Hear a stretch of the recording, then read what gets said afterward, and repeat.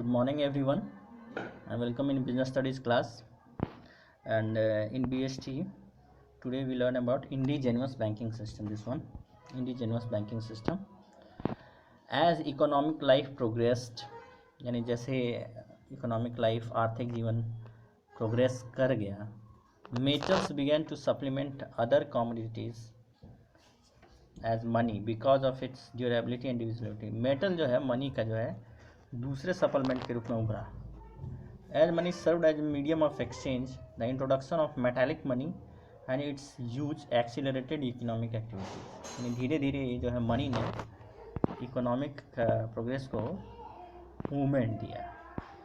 Documents such as hundi and chittis were in use for carrying out transactions in which money passed from hand to hand. Hundi as an instrument of exchange which was prominent in subcontinent.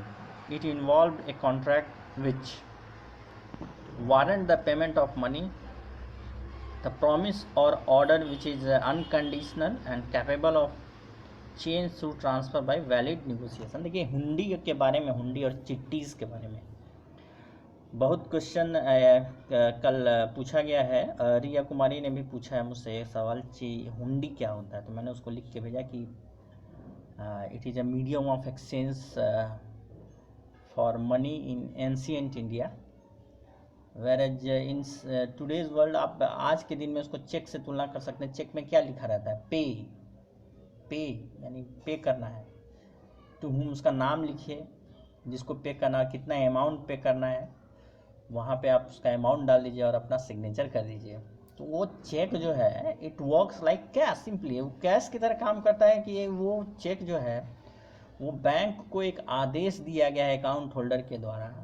Account जिसका bank में है, account holder उसको बोलते हैं. Account holder के द्वारा bank को ये आदेश दिया गया है कि मिस्टर सो एंड सो को, जिसका भी नाम चेक में लिखा हो, उसको आप इतना रुपया दे दीजिए. और चेक का वैलिडिटी 3 मंथ्स होता है. 3 महीने तक वो जो है जिसको आपने दिया है वो अपने अकाउंट में उसको जमा कर सकता है. चाहे जो बैंक आपका, जहाँ पे आपका खाता है, वहाँ पे ले जाके उसको प्रोड्यूस करके पैसा ले सकता है. तो सिमिलरली यही है. और वो जो है चेक जो है एक प्रकार का ऑर्डर है, वेयरएज ये जो है प्रॉमिस है, जो कि हम लोग आज अकाउंट्स में हमें सिलेबस में आगे पढ़ना है, बिल्स ऑफ एक्सचेंज हम लोग पढ़ेंगे. तो इट इज़ वर्क लाइक, समझिए मीडियम ऑफ एक्सचेंज आपको हुंडी होता है. इंडिजेनस बैंकिंग सिस्टम जो है पहले साहूकारों के द्वारा चलता था. Indigenous banking system played a prominent role in lending money and financing domestic and foreign trade with currency and letter of credit. With the development of banking, people began to deposit precious metals with lending individuals functioning as bankers or sets. अब देखिए यहाँ लिखा हुआ है कि पहले के ज़माना में जो इंडिविजुअल होते थे तो वही बैंक की तरह काम करते थे, जिसको कि सेट्स, हिंदी में सेठ जिसको बोलते हैं, sets. And money become an instrument for supplying the manufacturer with a means of producing more goods. तो इस तरह से जो है इंडिजिनस बैंकिंग सिस्टम का आपको आगाज़ हुआ. यहाँ पे आप देखिए कि तरह तरह का हुंडी का नाम दिया गया है. और ये दर्शनी, मुद्दती, दर्शनी मतलब देख कर, मुद्दती मतलब टाइम के बाद. और आप यहाँ देखिए कि पेबल टू एनी पर्सन, इसका broad function in Hindi of hundi दिया हुआ है कि करता क्या था. तो उसका ये जो हुंडी है ये आप समझ सकते हैं कि इट इज़ लाइक चेक. ये प्रॉमिस भी हो सकता है, ऑर्डर भी हो सकता है, जो कि यहाँ पे आपका पूरा क्लासिफिकेशन यहाँ पर दिया हुआ है. तो अगर आप क्वेश्चन आता है कि व्हाट इज़ हुंडी, तो आप लिख सकते हैं कि it is a medium of exchange in ancient India.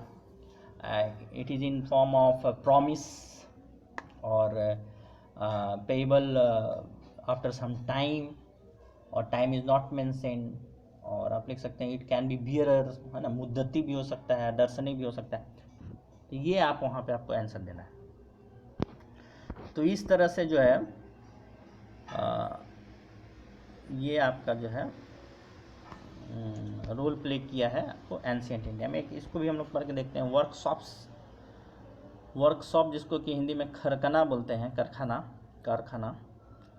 Where prominent, were skilled artisan work and converted raw material into finished goods. यानी कि कच्चा माल को जो है वो तैयार सामान में बदलकर विच वेयर हाई इन डिमांड, जिसको कि डिमांड बहुत ज़्यादा हो, फैमिली बेस्ड अप्रेंटिसशिप, यानी जो फैमिली बेस्ड काम होता था उसको बेचते थे। तो ये हो गया आपको रिस्क। अब आप ये क्वेश्चन जो है, राइज ऑफ इंटरमीडियरीज। इंटरमीडियरीज का मतलब होता है कि जो मध्यस्थता करते हैं, जो बीच वाले जो आदमी होते हैं, यानी कि प्रोड्यूसर और परचेजर, यानी कि जो प्रोड्यूस करता है उसको, यानी कि सेठ और जो कंज्यूमर, उसके बीच का जो आदमी होता है, जो बीच का जो चैनल होता है, उसको हम इंटरमीडियरीज बोलेंगे। तो इसको भी पढ़ते हैं। Intermediaries played a prominent role in the promotion of trade, यानी ट्रेड को बढ़ावा देने के लिए इंटरमीडियरीज ने एक बहुत मुख्य योगदान दिया। They provided considerable financial security to the manufacturer, यानी कि जो बनाता था सामान को, उसको फाइनेंशियल सिक्योरिटी दिया by assuming responsibility for the risk involved specially in foreign trade. It comprised commission agent. देखिए हुआ क्या कि सीधे बात है कि वो सामान बिकवाने का जो एजेंट है, वो चाहे विदेश के विदेशों में वो सामान को आपका बिकवा दे, चाहे वो दूसरे राज्य में बिकवा दे या दूसरे शहर में बिकवा दे। तो इस तरह से आपका इसका commission agent, brokers, distributors both wholesale and retail goods, and expanding trade brought in huge amounts of silver bullion into Asia. A large share of bullion gravitated towards India. तो इस तरह से हुआ। The institution of Jagat Seth also developed and exercised great influence during the Mughal period and the days of East India Company. Bankers began to act as trustees and executors of endowments. Foreign trade was financed by loans. However, the rates of interest for longer voyages was kept high in view to huge risk involved. ये लंबी लंबी समुद्री यात्राओं के बारे में लिखा है कि उसमें जो है लोन जो दिया जाता है हाई इंटरेस्ट पे दिया जाता था, क्योंकि उसमें रिस्क ज़्यादा होता था। तो ये बैंकर्स का काम था, तो बैंकर्स का काम ही था कि लोन देना। The emergence of credit transactions and availability of loans and advances enhanced commercial operation, यानी कि उधार का जो चीज़ है, क्रेडिट और लोन, उससे भी कॉमर्शियल एक्टिविटीज़, कॉमर्शियल ऑपरेशन बढ़ गया।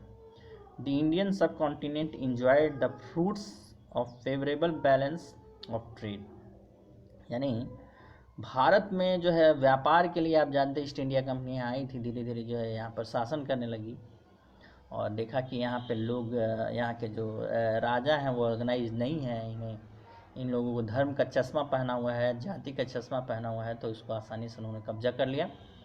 और आप जानते हैं पूरा कहानी, हिस्ट्री में इसका है वर्णन, क्लास 10 में आप लोग पढ़े ही होंगे। तो इस तरह से जो है डेवलपमेंट कॉमर्शियल इंडस्ट्रियल बैंक्स वगैरह का हुआ। देन ट्रांसपोर्ट में ये आप जानते हैं कि बिज़नेस में ट्रांसपोर्ट एक बहुत बड़ा रोल प्ले करता है, यानी कि और अंग्रेज़ लोग जो है बड़ा बड़ा जहाज़ बनाया था पहले, तो उन लोग के पास टेक्नोलॉजी था, सिक्योरिटी का भी था, क्योंकि उन्होंने बंदूक बना लिया था, तो उन लोग का सिक्योरिटी भी था, और तोप वगैरह सब उधर ही बना पहले। तो उसके बाद से जो है आपको उन लोग का सिक्योरिटी हो जाने की वजह से वो लोग जो है ये ट्रेड को ज़्यादा वो उसको बढ़ावा दिया, और उसने उसको ट्रेड को पूरे वर्ल्ड में फैलाया, और कह सकते हैं किया। और जो पोर्टुगीज़ और यूरोपियन कंट्री जो समय थे, चाहे वो डेनमार्क हो, चाहे इंग्लैंड हो, चाहे फ्रांस हो, इटली हो, वो लोग के जो है लोग वहाँ से निकल कर अटलांटिक ओशियन से निकल के पैसिफिक और पूरे अमेरिका, और आप जानते हैं ऑस्ट्रेलिया और एशियन जो इस तरफ इंडिया की तरफ आए।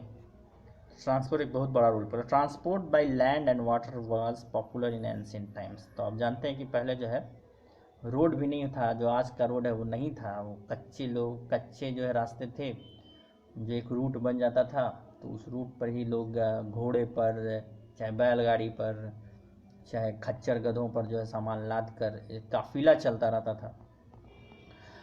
Trade was maintained by both land and sea. Roads as a means of communication had assumed key importance in the entire process of growth, particularly of the inland trade and for trade over land. The Northern Roadways route is believed to have stretched originally from Bengal to Taxila.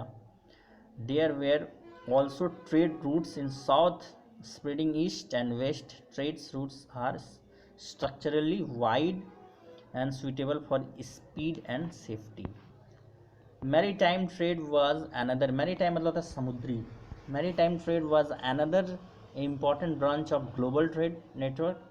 Malabar coast, on which Muziris is situated, has a long history of international maritime trade going back to the era of Roman Empire.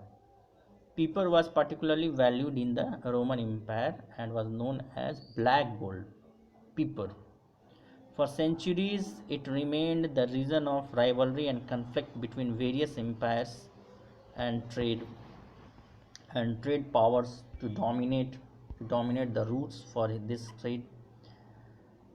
It was in the search for an alternate route to India for spices that led to discovery of America by Columbus in the closing years of 15th century, and also brought Vasco da Gama to the source of Malabar in 1498. तो आप इसका पूरा history जानते हैं कि Indian सब continent के खोज में जो है लोग निकले और अमेरिका में पहुंच गए, और वास्को डी गामा 1498 में इंडिया पहुंच गया. Calicut was such a bustling emporium that it was even visited by Chinese ships to acquire items like frankincense, essential oil, and myrrh, fragrant resin used in perfumes, medicines from the Middle East, as well as pepper, diamonds, pearls, and cotton from India on the Coromandel coast. Pulicat was a major port in 17th century. Textiles were principal export from Pulicat to South Asia. तो अब देखते हैं कि textile जो है, तो अंग्रेज लोग जो है यहाँ पर जो है कपास का उत्पादन करते थे यहाँ के किसानों से, और उसको अपने मैनचेस्टर में ले जाते थे. मैनचेस्टर में वहाँ पे कपड़े बनाते थे और कपड़ा को वो पूरे वर्ल्ड में बेचते थे, और इस तरह से करके वो बहुत अमीर बन गए थे. वही कपड़ा वो इंडियन को भी बेचते थे. फिर टेरी कॉटन का ज़माना आ गया, कॉटन आ गया, तो इस तरह से बढ़ता चला गया. तो वो इंडिया से ही लोग जो है अमीर हुए हैं. लेकिन आप इंडियन सब कॉन्टिनेंट में उस समय इतनी जागृति नहीं आई थी. लोग आपस में जो है धर्म का बहुत ज़्यादा प्रधानता था, और जो है अंधविश्वास लोगों के जहन में छाया हुआ था, तो जिसका कि नुकसान भारत शुरू से उठाते आया है और आज भी उठा रहा है ना. तो ट्रेड के बारे में मैं अगर आपको अभी के ट्रेड के बारे में अगर लेक्चर देना शुरू करूं तो आपको पास पता चल जाएगा कि इंडिया के वास्तविक स्थिति जो है ट्रेड के मामले में अभी क्या है. तो ये बहुत डिस्करेजिंग होगा आप लोगों के लिए. चलिए, ट्रेडिंग कम्युनिटीज स्ट्रेंथन. तो अभी ट्रेडिंग कम्युनिटीज़ के बारे में हम लोग पढ़ते हैं. ट्रेडिंग कम्युनिटीज़ जो है साफ लिखा हुआ है, ये व्यापारियों का कम्युनिटी है, व्यापारियों का समूह है, और व्यापारियों ने ही राजाओं को अपने वश में किया और अपने लिए जो है उस तरह से उसने सुरक्षा हासिल की, कानून पास करवाए ताकि व्यापार सुगम हो सके.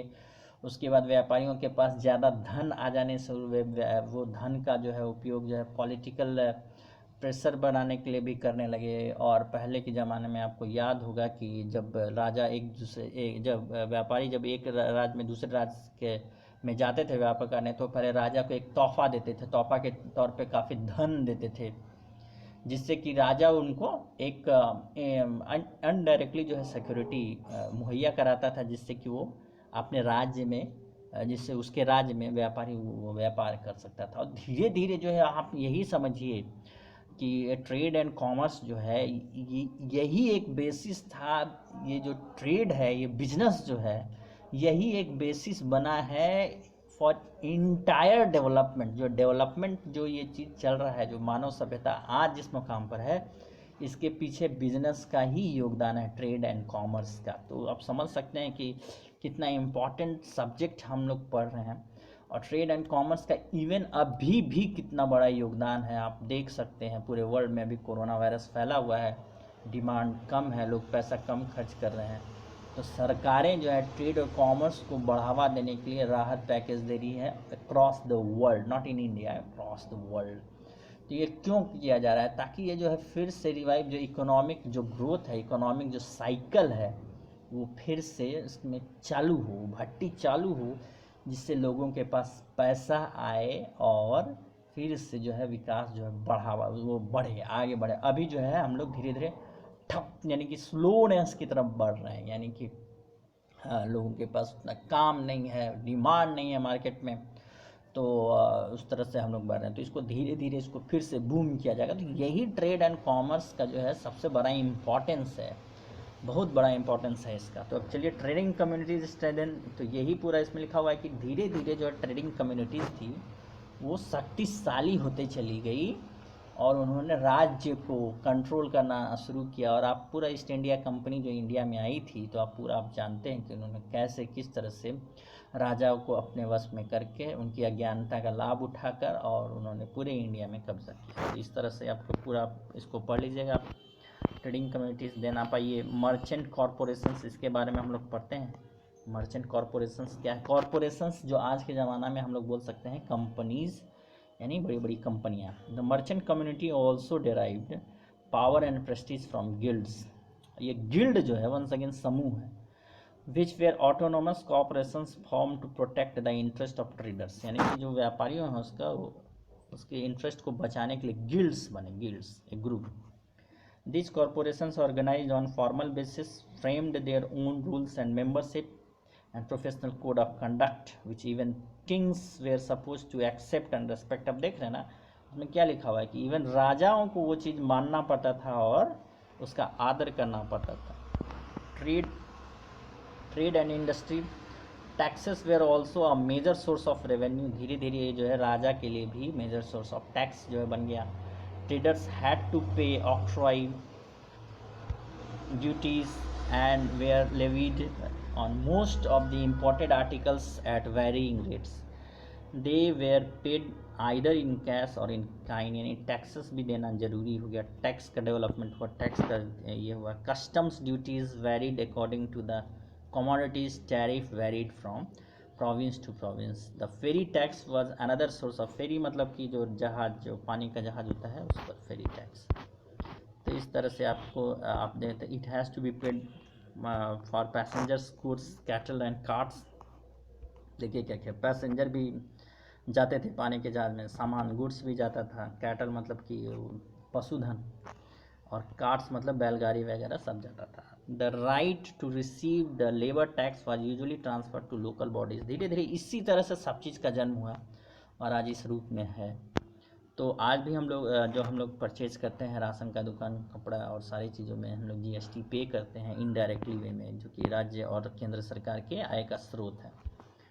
The guild, the chief dealt directly with the king or tax collectors and settled some market toll on behalf of his fellow merchants a fixed sum of money. The guild merchant also acted as custodian of religious interest। देखिए ये line आप देखिए क्या लिखा हुआ है कि guild धीरे धीरे जो है रिलीजियस इंटरेस्ट पे भी कस्टोडियन के रूप में काम करने लगा। उसने उसको भी, रिलीजियन को भी अपने लिए इस्तेमाल किया है ना। उसके बाद they undertook the task of building temples and made donations by levying a corporate tax on their members.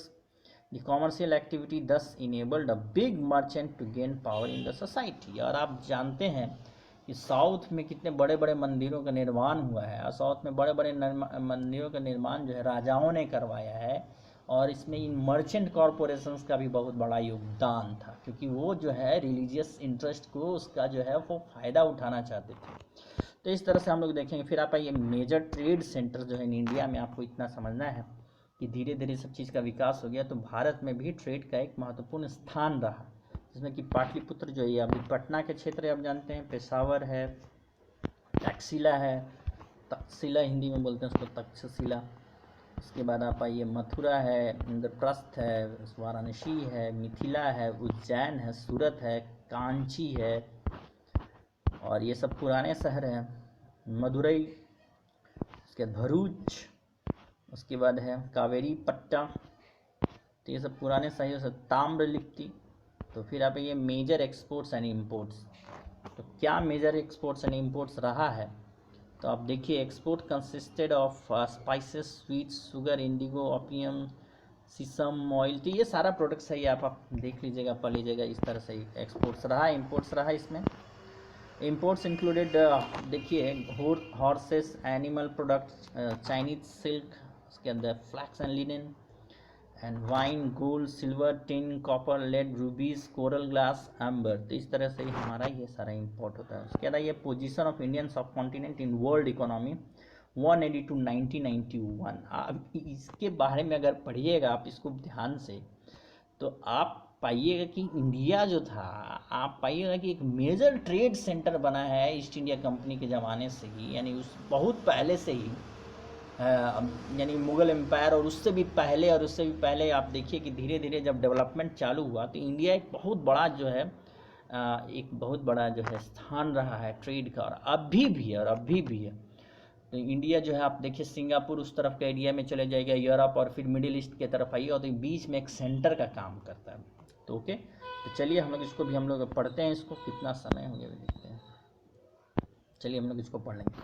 Position of Indian सब continent between first 80 to 7th century CE, India is esteemed to have the largest economy of the ancient and medieval world, controlling about 1/3 and 1/4 of world's wealth timeline. The country was often referred as Swarna Bhumi and Swarnadip in the writings of many travelers such as Megasthenes, Faxian, Zhuangzhen, Al-Biruni, Ibn Battuta, Frenchman, Francois, and others. They reportedly refer to the prosperity of the country. The pre-colonial period, ये pre-colonial यानी अंग्रेजों से पहले का ज़माना, pre-colonial period in Indian history was an age of